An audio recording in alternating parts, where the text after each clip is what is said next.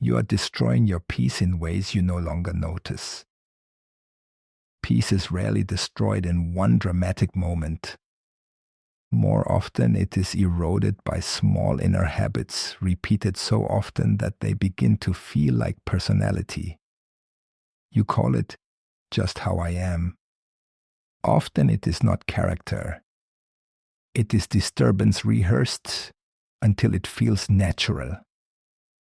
You live in irritation, low dread, and inward static so continuously that unrest begins to feel like home. And because there was no single catastrophe, you do not know why the soul never settles. Yet peace has enemies, not only outside, inside. You ruin your peace under noble names: responsibility, sensitivity, loyalty, awareness. That is why the disease survives. It arrives dressed as virtue. Let me speak of 5 destroyers of peace. The first is imaginary war. You live as though you are permanently in court. You argue with absences. You reopen old humiliations. You prepare for attacks that do not exist. Long before the day begins, your inner tribunal is already in session. The body believes the scene. The jaw sets. The stomach prepares. The nerves enter battle. It does not matter that nothing is happening. The war has already been admitted. The psyche bleeds for imagined blows almost as readily as real ones. You exhaust yourself with events that have not happened and wounds that should already be scarred. Then you wonder why calm will not come. How could it? You have made inner warfare a ritual. The second destroyer of peace is self-betrayal in the name of harmony. You say yes against your own body. You stay available after the soul has already withdrawn. You keep giving where truth has already left the room. You answer when you need silence. You keep commitments that have become poisonous. You tolerate demands that breed resentment. Then you wonder why you feel numb, irritable, or secretly furious.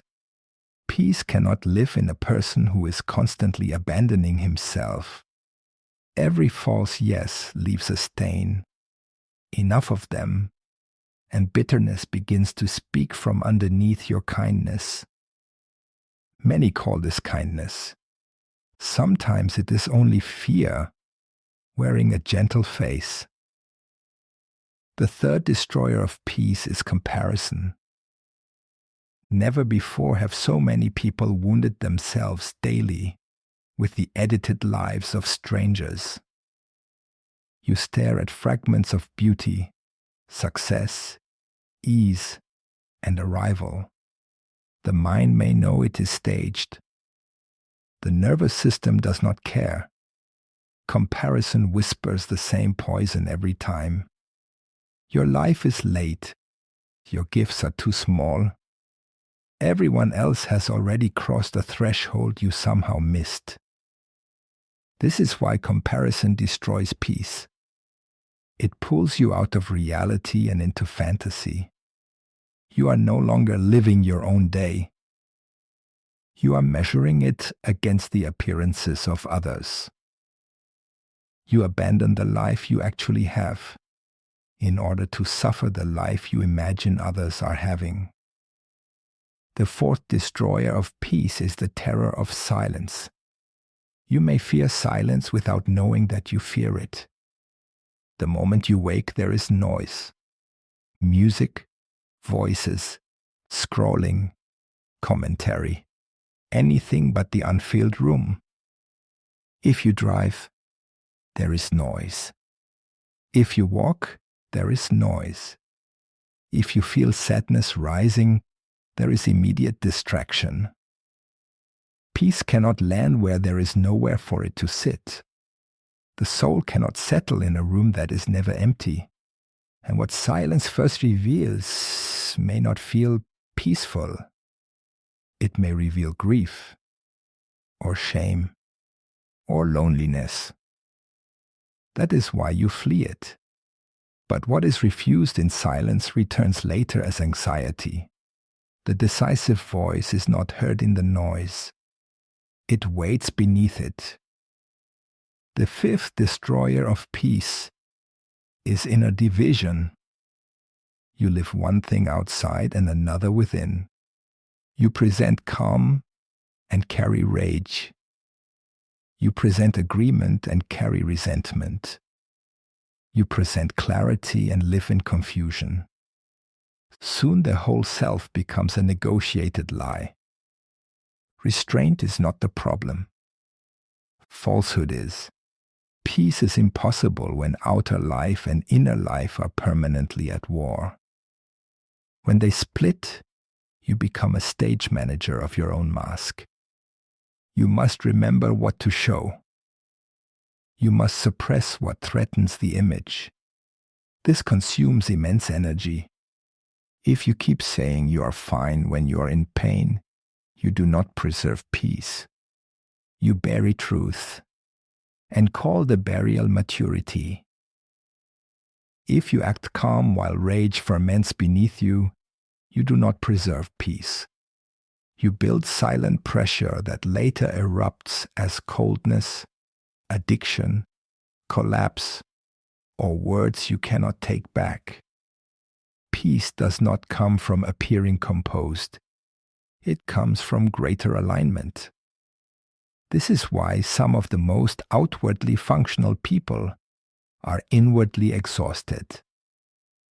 You spend the day performing survivable versions of yourself, useful at work, pleasant with friends, enduring at home, and alone you feel the invoice.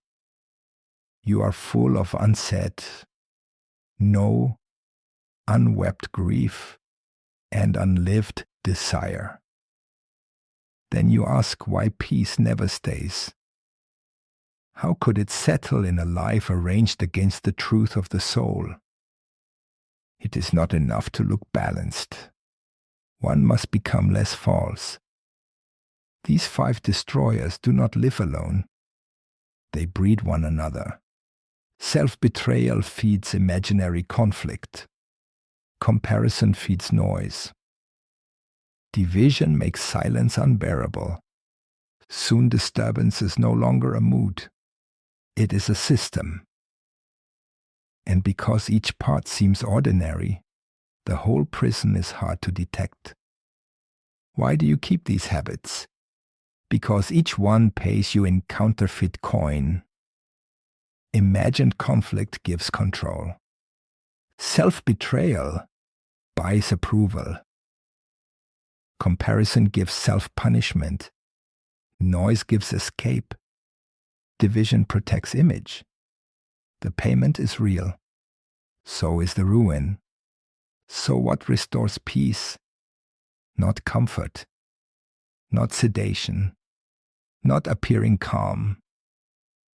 Peace returns when you stop cooperating with what wounds you inwardly. First, interrupt imaginary warfare. When the mind begins rehearsing conflict, see it for what it is. Do not feed it with speeches and dramatic scenes. If something must be said, say it in life. Do not live it 100 times in fantasy first. Second, practice truthful limits. Peace grows where truth and action begin to agree. This may disappoint others. So be it.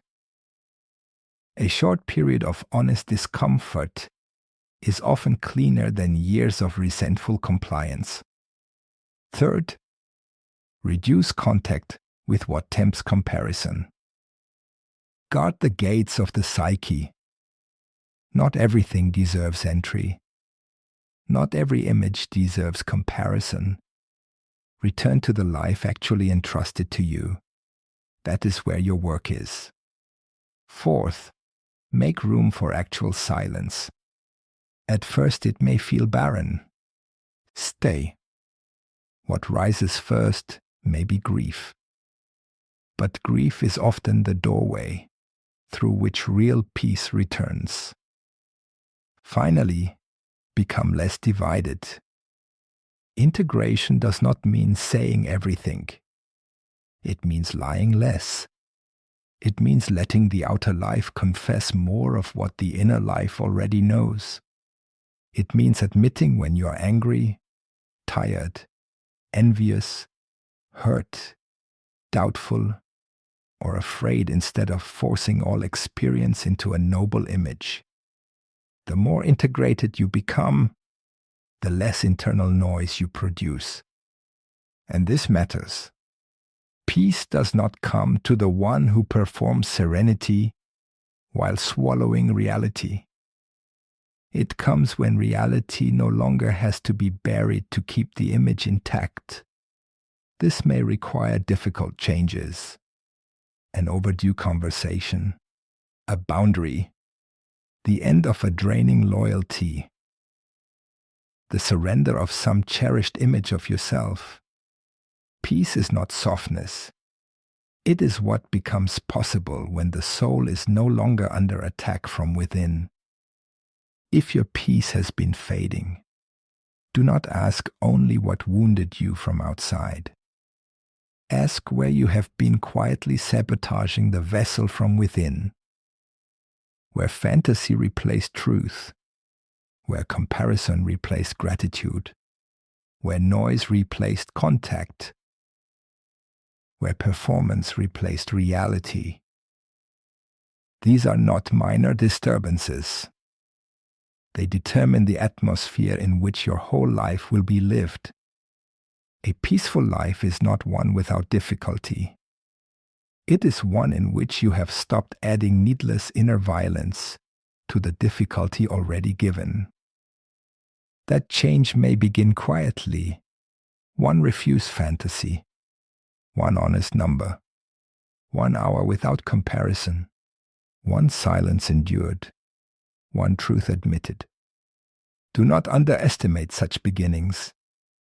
Peace is usually ruined gradually, and it is usually restored the same way, not in one shining breakthrough, but in the ending of many small betrayals.